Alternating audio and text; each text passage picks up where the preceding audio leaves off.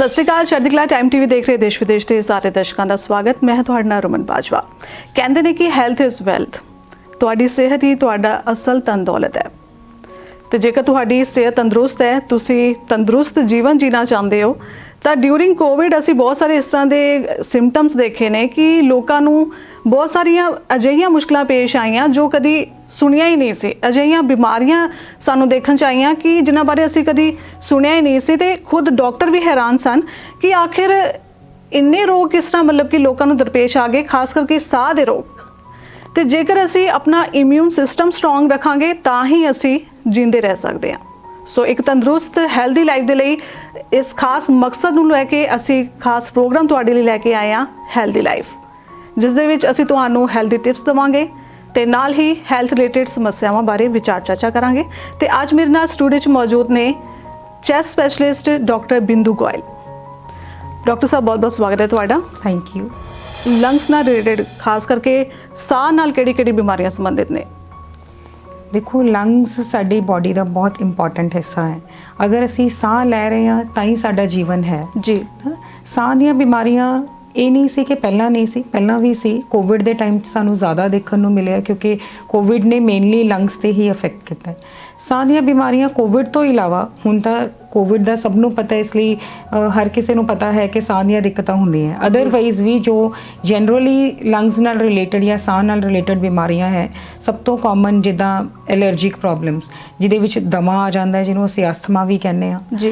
तो ये नाल ही लंग्स ਦੀਆਂ इन्फेक्शनस हो जाती जिवें छोटे बच्चों च निमोनिया हो जाता है या ओल्ड एज लोगों को जिन्हां दी इम्यूनिटी बेसिकली घट होंदी है, उन्हां चों इन्फेक्शन होने करके निमोनिया हो जाता है। सब तो बड़ी समस्या जो साडे देश च अज आ रही है, जिहड़ी बीमारी असीं हाले तक खत्म नहीं कर पाया, वो है टीबी, जिन्हों ट्यूबरकुलोसिस कहते हैं, जो हाले भी साडे देश च बहुत ज़्यादा कॉमन है जी।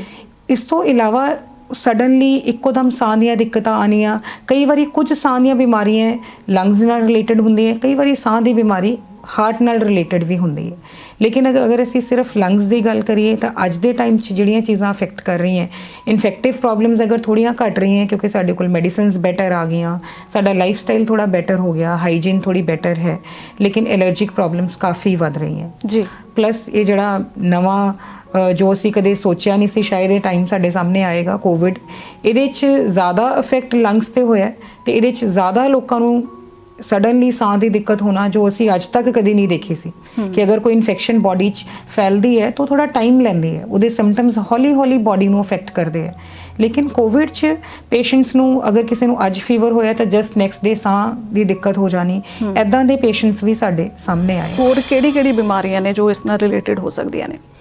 देखो, साह रिलेटेड बीमारियां, अगर लंग्स के रिलेटेड बीमारियां असी कहिए, साह चढ़ना लंग्स की बीमारियां का एक सिम्पटम है जी, कि उस चीज़ तो सानू वो बॉडी एक शो करती है कि ये प्रॉब्लम आ रही है, इसलिए असी उन्होंने फाइंड आउट करने की कोशिश करते हैं। साह चढ़ना लंग्स ਦੀਆਂ बहुत सारिया बीमारियां जिन्हां च साह चढ़न की प्रॉब्लम आती है। सब तो कॉमन जी अज के टाइम सब तो कॉमन बीमारी है जिहदे करके साह की दिक्कत आती है, वो है एलर्जी प्रॉब्लम्स।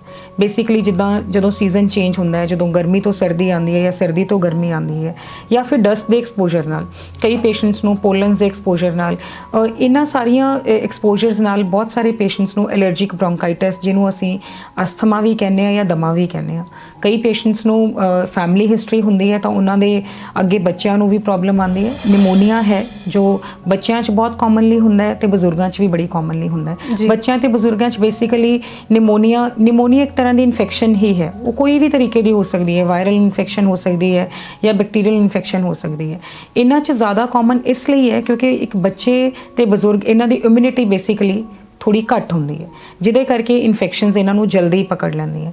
अगर असी कोविड की भी गल करिए, ये भी एक तरह की इन्फेक्शन है, ये वायरल इन्फेक्शन है जी। इसीलिए स्टार्टिंग च असी जदों कोविड आया सी तो उस टाइम यही कहा जा रहा है कि बजुर्गों को ज़्यादा अफेक्ट कर रहा है, जिन्होंने पहला तो कोई बीमारी है उन्होंने ज़्यादा अफेक्ट कर रहे हैं, क्योंकि कोविड भी एक निमोनिया ही है। ये सारिया बीमारियां हैं जो जनरली लंग्स नूं अफेक्ट करदियां जी। होर इस तो इलावा किहड़ी-किहड़ी चीज़ां ने जो साडे लंग्स नूं अफेक्ट करदियां ने? ਲੰਗਸ ਨੂੰ ਅਫੈਕਟ ਕਰਨ ਲਈ ਦੇਖੋ, ਜਿਵੇਂ ਮੈਂ ਤੁਹਾਨੂੰ ਪਹਿਲਾਂ ਦੱਸਿਆ ਕਿ ਬਿਮਾਰੀਆਂ 'ਚੋਂ ਆਪਣੀਆਂ ਇਨਫੈਕਸ਼ਨਸ ਆ ਗਈਆਂ, 에ਅਰ ਪੋਲਿਊਸ਼ਨ ਆ ਗਿਆ ਜਾਂ ਐਲਰਜੀਕ ਪ੍ਰੋਬਲਮਸ ਹੋ ਗਈਆਂ। ਅਗਰ ਹੁਣ ਇਹਨਾਂ ਚੀਜ਼ਾਂ ਦੇ ਇਫੈਕਟ ਨੂੰ ਅਸੀਂ ਕਿਵੇਂ ਘਟਾ ਸਕਦੇ ਹਾਂ, ਇਹ ਚੀਜ਼ ਸਾਡੇ ਲਈ ਜਾਣਨੀ ਬਹੁਤ ਜ਼ਿਆਦਾ ਇੰਪੋਰਟੈਂਟ ਹੈ।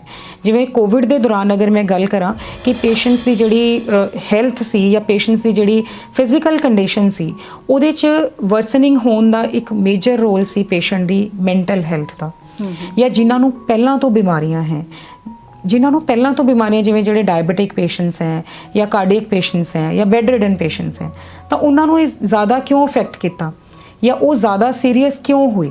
ਕਿਉਂਕਿ ਉਹਨਾਂ ਦੀ ਬਾਡੀ 'ਚ ਆਲਰੇਡੀ ਜਿਹੜੀ ਸਟਰੈਂਥ ਹੈ ਉਹ ਘੱਟ ਹੈ, ਉਹਨਾਂ ਦੀ ਬਾਡੀ 'ਚ ਇੰਨੀ ਸ਼ਕਤੀ ਨਹੀਂ ਹੈ ਕਿ ਉਹ ਇਸ ਚੀਜ਼ ਨੂੰ ਝੱਲ ਸਕਣ। ਦੂਸਰੀ ਗੱਲ, ਜਿਹੜੇ patients the will power strong ਨਹੀਂ ਸੀ, ਜੋ ਦਿਮਾਗੀ ਤੌਰ ਤੇ ਡਰ ਰਹੇ ਸੀ ਇਸ ਬਿਮਾਰੀ ਤੋਂ, ਜਿਨ੍ਹਾਂ ਨੂੰ ਲੱਗਦਾ ਸੀ ਕਿ ਸਾਨੂੰ ਕੋਵਿਡ ਹੋ ਗਿਆ, ਸਾਨੂੰ ਬਿਲਕੁਲ ਅਲੱਗ ਕਿਸੇ ਕਮਰੇ 'ਚ ਪਾ ਦੇਣਗੇ ਜਾਂ ਸਾਨੂੰ ਸਾਹ ਦੀ ਦਿੱਕਤ ਹੋਏਗੀ, ਉਹ ਪੇਸ਼ੈਂਟਸ ਜ਼ਿਆਦਾ ਅਫੈਕਟ ਹੋਏ। ਜੋ ਮੈਂ ਦੇਖਿਆ, ਜਿੰਨੇ ਪੇਸ਼ੈਂਟਸ ਮੈਂ ਟ੍ਰੀਟ ਕੀਤੇ, ਜੋ ਮੈਂ ਦੇਖਿਆ ਕਿ ਜੋ ਪੇਸ਼ੈਂਟਸ ਡਰਦੇ ਸੀ ਉਹਨਾਂ ਨੂੰ ਬਚਾਉਣਾ ਦੂਜੇ ਪੇਸ਼ੈਂਟਸ ਨਾਲੋਂ ਵੀ ਜ਼ਿਆਦਾ ਔਖਾ ਸੀ। ਜਿਹੜੇ ਹੌਸਲੇ ਤੇ ਰਹੇ ਉਹਨਾਂ ਲਈ ਉਹ ਸਾਡੇ ਲਈ ਵੀ ਈਜ਼ੀ ਹੋ ਗਿਆ, ਕਿਉਂਕਿ ਜਦੋਂ ਅਸੀਂ ਮੈਂਟਲੀ ਸਟਰੋਂਗ ਹੁੰਦੇ ਹਾਂ ਤਾਂ ਫਿਜ਼ੀਕਲ ਇੰਪਰੂਵਮੈਂਟ ਆਉਣ 'ਚ ਸਾਨੂੰ ਹੈਲਪ ਮਿਲ ਜਾਂਦੀ।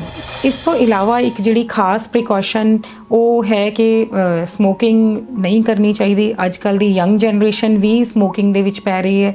ਦੇਖੋ, ਮੈਨੂੰ ਤਾਂ ਜਨਰਲੀ ਮੈਂ ਆਪਣੇ ਪੇਸ਼ੈਂਟਸ ਨੂੰ ਕਹਿੰਦੀ ਹਾਂ ਕਿ ਅੱਜ ਕੱਲ੍ਹ ਪੋਲਿਊਸ਼ਨ ਇੰਨਾ ਹੋ ਗਿਆ, 에ਅਰ ਪੋਲਿਊਸ਼ਨ ਇੰਨਾ ਹੋ ਗਿਆ ਕਿ ਸਾਨੂੰ ਸਮੋਕਿੰਗ ਕਰਨ ਦੀ ਜ਼ਰੂਰਤ ਹੀ ਨਹੀਂ ਹੈ।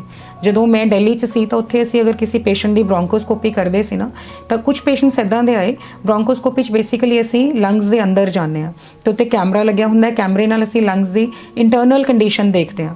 ਤਾਂ ਉਹ ਇੱਕ ਪੇਸ਼ੈਂਟ ਸਾਡੇ ਕੋਲ ਆਇਆ ਜਿਹੜਾ ਉਹਨਾਂ ਨੇ ਕਦੀ ਸਿਗਰਟ ਜਾਂ ਉਹਨੂੰ ਟੱਚ ਨਹੀਂ ਕੀਤਾ ਸੀ, he was a teacher by profession, but ਉਹਨਾਂ ਦੇ ਲੰਗਸ ਅੰਦਰੋਂ ਬਿਲਕੁਲ ਬਲੈਕ ਸੀ, ਜਿੱਦਾਂ ਸਮੋਕਰਸ ਦੇ ਹੁੰਦੇ ਹੈ ਨਾ। ਤਾਂ ਕਿਉਂਕਿ ਉੱਥੇ ਪੋਲਿਊਸ਼ਨ ਇੰਨਾ ਜ਼ਿਆਦਾ ਹੈ ਦਿੱਲੀ 'ਚ, ਇਸ ਲਈ ਮੈਨੂੰ ਪਰਸਨਲੀ ਲੱਗਦਾ ਕਿ ਦੇਖੋ ਆਲਰੇਡੀ ਅਸੀਂ ਇੰਨੀਆਂ ਚੀਜ਼ਾਂ ਨਾਲ ਲੜ ਰਹੇ ਹਾਂ, ਤਾਂ ਇੱਕ ਐਕਸਟਰਾ ਚੀਜ਼ ਸਾਨੂੰ ਸਾਡੇ ਲਾਈਫ ਸਟਾਈਲ 'ਚ ਨਹੀਂ ਐਡ ਕਰਨੀ ਚਾਹੀਦੀ। ਸਮੋਕਿੰਗ ਬਹੁਤ ਬੁਰੀ ਆਦਤ ਹੈ, ਪਲੀਜ਼ ਇਹਨੂੰ ਅਵੋਇਡ ਕਰੋ। ਡਾਕਟਰ ਸਾਹਿਬ, ਜਿਵੇਂ ਕਿ ਅਸੀਂ ਗੱਲ ਕਰ ਰਹੇ ਹਾਂ ਕਿ ਸਾਡੇ ਲੰਗਸ ਨੂੰ ਬਹੁਤ ਸਾਰੀਆਂ ਚੀਜ਼ਾਂ ਨੇ ਜੋ ਅਫੈਕਟ ਕਰਦੀਆਂ ਨੇ, ਤੇ ਇਸ ਦੇ ਵਿੱਚ ਜ਼ਿਕਰ ਖਾਸ ਹੈ ਕਿ ਜੋ ਅਸੀਂ ਘਰਾਂ ਵਿੱਚ 에ਅਰ ਪਿਊਰੀਫਾਇਰ ਯੂਜ਼ ਕਰਦੇ ਹਾਂ, ਇਹਨਾਂ ਦਾ ਨਾਰਮਲੀ ਕੀ ਰੋਲ ਹੈ? ਦੇਖੋ, ਅੱਜ ਕੱਲ੍ਹ 에ਅਰ ਇੰਨੀ ਪੋਲਿਊਟ ਹੋ ਗਈ ਤੇ ਹਰ ਇੱਕ ਚੀਜ਼ ਕਮਰਸ਼ੀਅਲਾਈਜ਼ ਹੋ ਚੁੱਕੀ ਹੈ। ਅਸੀਂ ਹਰ ਇੱਕ ਚੀਜ਼ ਦਾ ਆਰਟੀਫਿਸ਼ੀਅਲ ਤਰੀਕਾ ਲੱਭਦੇ ਹਾਂ ਜੀ, ਹੈ ਨਾ। ਅਦਰਵਾਈਜ਼ ਅਗਰ ਦੇਖੀਏ ਤਾਂ ਸਾਡੀ ਨੇਚਰ 'ਚ ਕੁਝ ਇੱਦਾਂ ਦੇ ਪਲਾਂਟਸ ਹੈ ਜਿਨ੍ਹਾਂ ਨੂੰ ਅਸੀਂ as natural air purifiers use ਕਰ ਸਕਦੇ ਹਾਂ। ਜਾਂ ਅਗਰ ਅਸੀਂ ਆਪਣਾ ਆਸ-ਪਾਸ ਜਾਂ ਅਸੀਂ ਆਪਣੀ ਨੇਚਰ ਨੂੰ ਪ੍ਰੋਟੈਕਟ ਕਰੀਏ ਤਾਂ ਆਲਰੇਡੀ ਸਾਨੂੰ ਆਰਟੀਫਿਸ਼ੀਅਲ 에ਅਰ ਪਿਊਰੀਫਾਇਰਸ ਦੀ ਜ਼ਰੂਰਤ ਨਹੀਂ ਹੈ। ਲੇਕਿਨ ਸਟਿਲ ਅਸੀਂ ਕੁਝ ਪੇਸ਼ੈਂਟਸ ਨੂੰ ਜਿਨ੍ਹਾਂ ਨੂੰ ਸਾਹ ਦੀ ਜ਼ਿਆਦਾ ਦਿੱਕਤ ਹੁੰਦੀ ਹੈ, ਜਾਂ ਜਿਹੜੇ ਕ੍ਰੋਨਿਕ ਪੇਸ਼ੈਂਟਸ ਹੈ ਜਿਨ੍ਹਾਂ ਨੂੰ ਥੋੜ੍ਹੇ ਬਹੁਤ ਡਸਟ ਐਕਸਪੋਜ਼ਰ ਨਾਲ ਜਾਂ ਬਾਹਰ ਨਿਕਲਣ ਨਾਲ ਦਿੱਕਤ ਜ਼ਿਆਦਾ ਆਉਂਦੀ ਹੈ, ਤਾਂ ਅਸੀਂ ਉਹਨਾਂ ਨੂੰ ਰეკਮੈਂਡ ਕਰਦੇ ਹਾਂ ਕਿ ਉਹ ਯੂਜ਼ ਕਰ ਸਕਦੇ ਹਾਂ air purifiers. But I prefer ਕਿ ਨੈਚੁਰਲ ਚੀਜ਼ਾਂ ਸਾਨੂੰ ਜ਼ਿਆਦਾ ਯੂਜ਼ ਕਰਨੀਆਂ ਚਾਹੀਦੀਆਂ। ਨਾਰਮਲੀ ਲੰਗਸ ਨਾਲ ਰਿਲੇਟਡ ਹੋਰ ਵੀ ਬਹੁਤ ਸਾਰੀਆਂ ਬਿਮਾਰੀਆਂ ਨੇ, ਤੇ ਲੰਗਸ ਨੂੰ ਸੇਫ ਰੱਖਣ ਲਈ, ਪ੍ਰੋਟੈਕਟ ਰੱਖਣ ਲਈ ਸਾਨੂੰ ਕਿਸ ਤਰ੍ਹਾਂ ਦੇ ਪ੍ਰੀਕਾਸ਼ਨ ਯੂਜ਼ ਕਰਨੇ ਚਾਹੀਦੇ ਨੇ? ਇਹ ਦੇਖੋ ਬਹੁਤ ਇੰਪੋਰਟੈਂਟ ਹੈ, ਸਪੈਸ਼ਲੀ ਅੱਜ ਦੇ ਟਾਈਮ 'ਚ, ਕਿਉਂਕਿ ਅਸੀਂ ਜਿੱਦਾਂ ਦਾ ਸਾਡਾ ਲਾਈਫ ਸਟਾਈਲ ਹੈ, ਜਿੱਦਾਂ 에ਅਰ ਪੋਲਿਊਸ਼ਨ ਇੰਨਾ ਜ਼ਿਆਦਾ ਹੈ, ਪਲੱਸ ਸਾਡਾ ਸੈਡੈਂਟਰੀ ਲਾਈਫ ਸਟਾਈਲ ਹੈ, ਅੱਜ ਕੱਲ੍ਹ ਫਿਜ਼ੀਕਲ ਐਕਟੀਵਿਟੀ ਬਹੁਤ ਘੱਟ ਹੈ ਔਰ ਡਾਈਟਰੀ ਚੀਜ਼ਾਂ ਵੀ ਬਹੁਤ ਜ਼ਿਆਦਾ ਅੱਛੀਆਂ ਨਹੀਂ ਹਨ। ਇਸ ਤੋਂ ਇਲਾਵਾ ਅਗਰ ਮੈਂ ਤੁਹਾਨੂੰ ਦੱਸਾਂ ਕਿ ਅਗਰ ਅਸੀਂ ਸਾਹ ਦੀ ਗੱਲ ਕਰੀਏ ਜਾਂ ਲੰਗਸ ਦੀ ਗੱਲ ਕਰੀਏ, ਬੇਸਿਕਲੀ ਅਸੀਂ ਸਾਡੀ ਬਾਡੀ ਜੋ ਵੀ ਮੂਵਮੈਂਟ ਕਰਦੀ ਹੈ ਜਾਂ ਇਵਨ ਅਸੀਂ ਸਾਹ ਲੈ ਰਹੇ ਹਾਂ, ਤਾਂ ਇਹਨਾਂ ਸਾਰੀਆਂ ਚੀਜ਼ਾਂ 'ਚ ਮਸਲਸ ਯੂਜ਼ ਹੁੰਦੀਆਂ, ਸਾਡੀਆਂ ਮਾਸਪੇਸ਼ੀਆਂ, ਹੈ ਨਾ। ਔਰ ਸਾਡੀ ਜਿਹੜੀ ਸਾਹ ਦੀਆਂ ਮਾਸਪੇਸ਼ੀਆਂ ਨੇ ਉਹ ਇੱਦਾਂ ਦੀਆਂ ਹੈ ਜਿਨ੍ਹਾਂ ਦੀ ਐਕਸਰਸਾਈਜ਼ ਕੋਈ ਦੂਸਰਾ ਬੰਦਾ ਨਹੀਂ ਕਰਾ ਸਕਦਾ, ਹੈ ਨਾ। ਅਗਰ ਕਿਸੇ ਦੀ ਲੱਤ ਜਾਂ ਬਾਂਹ ਟੁੱਟਦੀ ਹੈ ਤਾਂ ਆਪਾਂ ਕਹਿੰਦੇ ਹਾਂ ਕਿ ਫਿਜ਼ੀਓਥੈਰੇਪਿਸਟ ਨੂੰ ਬੁਲਾਓ, ਉਹ ਐਕਸਰਸਾਈਜ਼ ਕਰਾ ਦੇਗਾ and patient will ਰੀਗੇਨ the power. ਲੇਕਿਨ ਸਾਹ ਦੀ ਐਕਸਰਸਾਈਜ਼ ਇੱਦਾਂ ਨਹੀਂ ਹੋ ਸਕਦੀ। ਇਸ ਲਈ ਇਹ ਜ਼ਰੂਰੀ ਹੈ ਕਿ ਅਸੀਂ ਆਪਣੀ ਰੈਸਪੀਰੇਟਰੀ ਮਸਲਸ ਦਾ ਧਿਆਨ ਰੱਖੀਏ ਤੇ ਉਹਨਾਂ ਨੂੰ ਸਟਰੈਂਥਨ ਅਪ ਕਰਨ ਦੀ ਕੋਸ਼ਿਸ਼ ਕਰੀਏ।